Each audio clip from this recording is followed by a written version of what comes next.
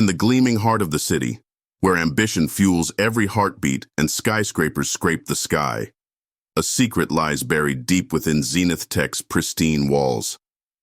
Marcus Bennett, a brilliant young analyst, walks into his dream job, unaware that his toughest battle won't be with numbers, but with the very people meant to guide him.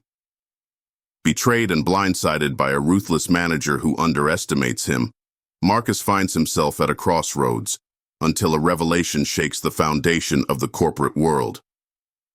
Sometime earlier, Marcus Bennett stood at the foot of Zenith Tech's towering skyscraper, its glass facade gleaming under the morning sun. The city buzzed around him, but Marcus felt a different kind of energy coursing through his veins, nervous anticipation.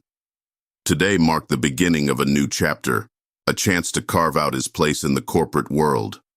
Dressed sharply in a tailored suit, he adjusted his tie, took a deep breath, and stepped through the revolving doors. Inside, the lobby was a spectacle of modern architecture, sleek marble floors, polished steel accents, and walls adorned with digital screens displaying the company's achievements. Employees hustled back and forth, their faces set with purpose. Marcus checked in at the front desk, and a friendly receptionist directed him to the elevator that would take him to the 28th floor. As he ascended, Marcus couldn't help but feel a mix of excitement and unease. He had worked hard to get here, earning his place through merit, but the whispers of systemic bias lingered in the back of his mind. When the elevator doors slid open, Marcus was greeted by a spacious, open-plan office bathed in natural light. He was introduced to his new team, colleagues who seemed genuinely welcoming, offering warm handshakes and friendly smiles. It wasn't long before Marcus was introduced to his direct supervisor, Richard Whitman. Richard, a middle-aged man with a stiff posture and a permanent scowl etched on his face, extended a cold handshake. His eyes flicked over Marcus, and his thin-lipped smile never reached his eyes. "Welcome aboard," Richard said curtly, his tone devoid of warmth. "Let's see if you can keep up." Marcus felt the sting of Richard's words, but masked it with a polite nod. He had faced this kind of reception before, dismissive, skeptical, but he was determined not to let it derail him. He took his seat, ready to prove his worth. Days turned into weeks, and Marcus quickly proved himself to be an asset to the team.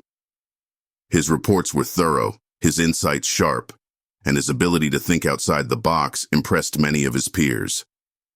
However, despite his contributions, Marcus couldn't shake the feeling of being under constant scrutiny.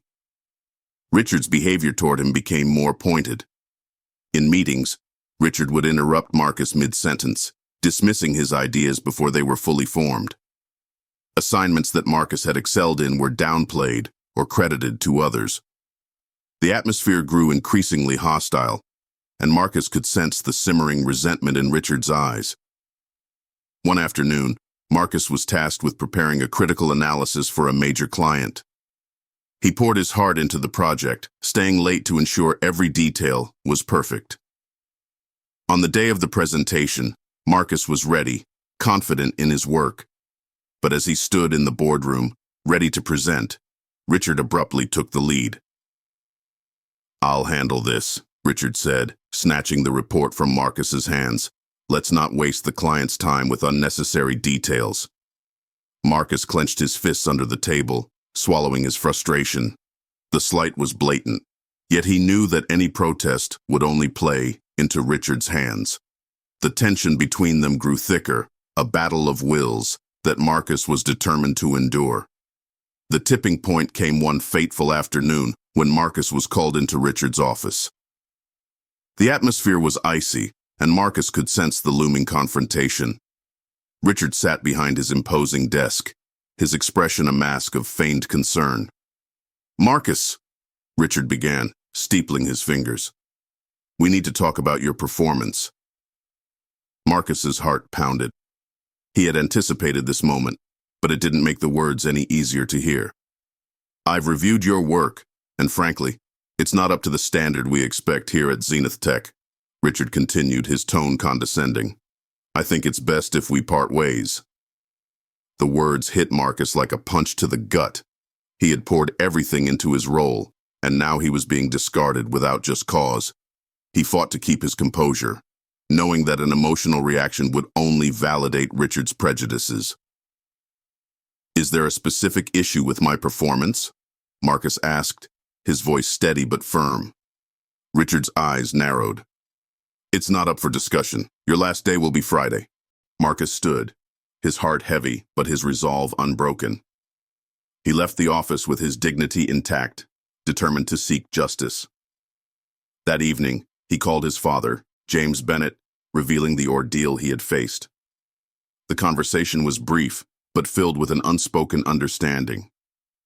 James promised to handle the situation, and Marcus knew that his father's intervention would be swift and decisive. The tension in the office was palpable as employees gathered in the large conference room. The usual chatter was replaced by hushed whispers as James Bennett entered, his presence commanding the room. Marcus stood quietly at his father's side, a mix of anticipation and apprehension coursing through him. James began with a brief overview of Zenith Tech's values, his tone measured but stern. Then, without warning, he addressed the elephant in the room. "Recently, an incident occurred that goes against everything we stand for," James said, his gaze sweeping the room. "An employee was dismissed under false pretenses, and I have evidence to prove it." The room fell silent as James played the recording of Marcus's termination. Richard's voice echoed through the speakers, his discriminatory remarks laid bare for all to hear. The color drained from Richard's face as the weight of his actions became undeniable. "This kind of behavior will not be tolerated," James declared, his voice firm. "Effective immediately, Richard Whitman is no longer employed at Zenith Tech. We will also be conducting a thorough review of our practices to ensure this never happens again."